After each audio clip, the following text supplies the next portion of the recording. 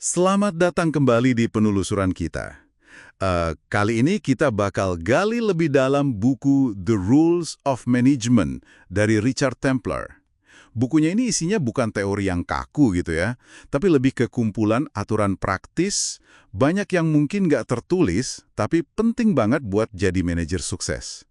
Misi kita kali ini ya menggali beberapa wawasan yang paling menarik atau mungkin malah mengejutkan, yang bisa langsung Anda pikirkan atau terapkan. Betul sekali.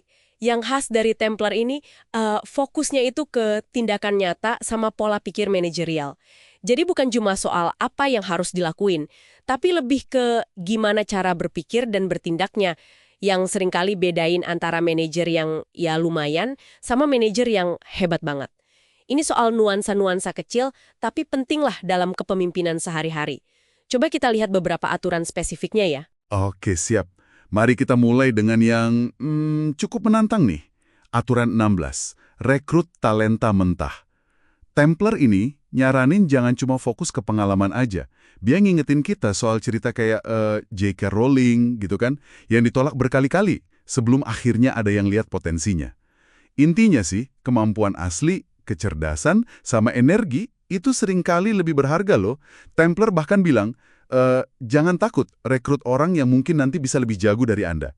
Nah, iya kan? Justru katanya, itu bukti kehebatan Anda dalam melihat potensi. Gimana tuh? Ini memang agak melawan arus ya. Pemikiran konvensional kan biasanya cari aman, cari yang pengalamannya udah jelas gitu. Banyak manajer mungkin nggak sadar ya takut tersaingi. Tapi Templar ngelihatnya dari sisi lain. Tugas utama manajer itu kan bangun tim terkuat, ya nggak? Jadi kesuksesan tim itu ya cerminan suksesnya manajer.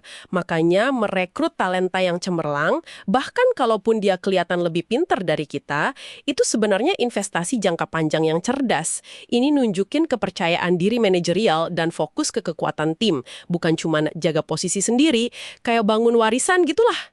Wah, menarik banget cara pandangnya. Tapi, gimana ya cara praktisnya bedain talenta mentah yang beneran potensial sama yang mungkin ya belum siap atau malah berisiko buat tim? Ada semacam tanda-tanda khusus gitu nggak sih menurut Templar? Kayak red flag atau green flag-nya gitu? Hmm, Templar nggak ngasih daftar checklist yang spesifik sih ya, tapi penekanannya di kecerdasan sama energi itu kasih petunjuk. Intinya, cari kemauan belajar yang tinggi, kemampuan adaptasi, sama drive internal yang kuat. Mungkin pas wawancara bisa digali lebih dalam soal cara mereka mecahin masalah, nggak cuma nanya pengalaman masa lalu.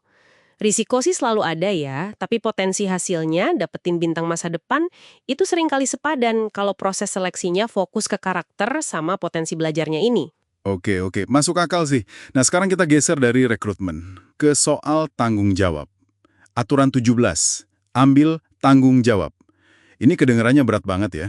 Jika tim gagal, itu salah Anda sebagai manajer. Tapi kalau tim berhasil, pujiannya buat mereka. Wah, butuh mental baja ini kayaknya. Banget, berat banget. Tapi ini bukan sekedar nyalahin diri sendiri tanpa alasan ya. Ini lebih soal akuntabilitas penuh di mata tim, juga di mata atasan. Templar justru berargumen, sikap kayak gini tuh malah bangun kredibilitas yang luar biasa loh. Atasan ngelihatnya sebagai tanda kematangan kepemimpinan. Dan yang lebih penting lagi nih, ini nyiptain rasa aman psikologis di dalam tim. Mereka jadi lebih berani coba hal baru, berinovasi, bahkan kalaupun nanti bikin salah. Ini nyambung juga kan sama aturan 12, biarkan mereka membuat kesalahan. Menariknya lagi, secara nggak langsung ini juga ngelatih kemampuan kita buat analisis kegagalan secara objektif. Skill yang krusial banget kalau mau naik level manajerial. Bener juga ya. Jadi dampaknya multi arah gitu ya. Oke, dari tanggung jawab tim, kita beralih ke navigasi karir pribadi. Ini juga unik nih. Aturan 48, punya rencana permainan, tapi rahasiakan. Maksudnya gimana nih? Templar bilang tiap manajer perlu punya tujuan karir, jangka pendek sama panjang. Tapi kok sebaiknya jangan diumbar, kenapa gitu? Nah, ini agak strategis ya. Karena gini, rencana pribadi Anda itu belum tentu sejalan sama agenda perusahaan atau ekspektasi atasan saat ini. Kalau diumbar, wah bisa disalahartikan macam-macam. Mungkin dianggap nggak loyal, atau terlalu ambisius tapi belum waktunya, atau malah bikin orang mikir Anda bentar lagi mau pindah. Ujung-ujungnya ini bisa nutup pintu peluang di tempat Anda sekarang. Jadi ini soal kecerdasan mengelola persepsi lah. Tunjukkan dedikasi penuh sama peran sekarang sambil diam-diam merencanakan langkah berikutnya. Jaga keseimbangan antara transparansi pekerjaan sekarang sama kerahasiaan strategi pribadi buat masa depan. Nah, ini nyambung banget kan ya sama aturan 67, visualisasikan plakat Anda. Jadi rencana rahasia itu bukan cuma ngawang-ngawang, tapi ada tujuan akhirnya yang jelas. Ada plakat atau pencapaian puncak yang mau diraih gitu. Tepat sekali. Aturan 67 itu kayak ngasih bahan bakar buat aturan 48 tadi. Plakat itu kan visualisasi konkret dari sukses jangka panjang yang Anda definisikan sendiri. Bisa jadi jabatan tertentu, atau pengakuan di industri, atau mungkin dampak spesifik yang pengen Anda ciptakan. Nah, dengan ngebayangin plakat itu secara jelas, rencana permainan rahasia Anda jadi punya arah. Punya motivasi internal yang kuat juga. Ini bantu kita tetap fokus pas lagi hadapin tantangan sehari-hari sambil tetap jaga kerahasiaan strategis tadi. Wah, strategi yang sangat personal ya ternyata. Oke, terakhir nih, mari kita bahas aturan yang mungkin paling melegakan tapi juga sering disalahpahami. Aturan 75, pulanglah. Templar cerita soal manajer namanya Bob.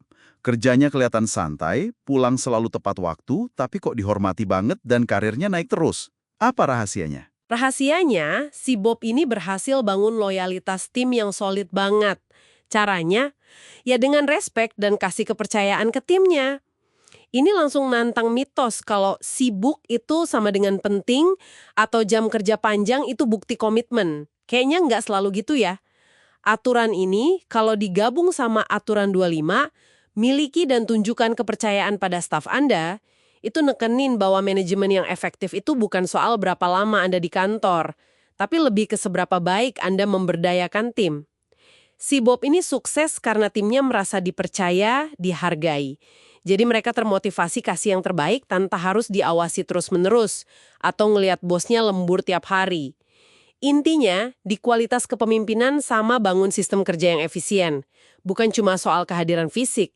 Justru menghargai waktu Anda dan waktu tim itu bisa jadi sinyal positif. Jadi, kalau kita rangkum sedikit dari penelusuran singkat kita ini, ada beberapa aturan Templar yang cukup melawan intuisi ya. Mulai dari rekrut orang yang bisa lebih hebat dari Anda, terus tanggung jawab penuh kalau tim gagal, rahasiakan ambisi pribadi, sampai pulang kantor tepat waktu itu malah bisa jadi strategi sukses. Bener sekali. Aturan-aturan ini kayak ngingetin kita lagi kalau manajemen itu seni. Seni yang melibatkan psikologi, keberanian buat ambil sikap yang mungkin gak populer, dan juga strategi personal yang cerdas. Seringkali langkah yang paling efektif itu justru yang gak terlalu kelihatan atau beda dari kebiasaan umum. Nah, untuk Anda yang lagi menyimak nih, dari aturan-aturan yang barusan kita bahas, soal rekrut potensi, akuntabilitas penuh, rencana tersembunyi, sampai pulang tepat waktu, kira-kira mana sih yang paling menggoyahkan asumsi Anda soal manajemen yang efektif? Dan mungkin langkah kecil apa yang bisa Anda coba amati atau bahkan terapkan di lingkungan kerja Anda sendiri mulai besok? Coba direnungkan ya. Sampai jumpa di penelusuran kita berikutnya.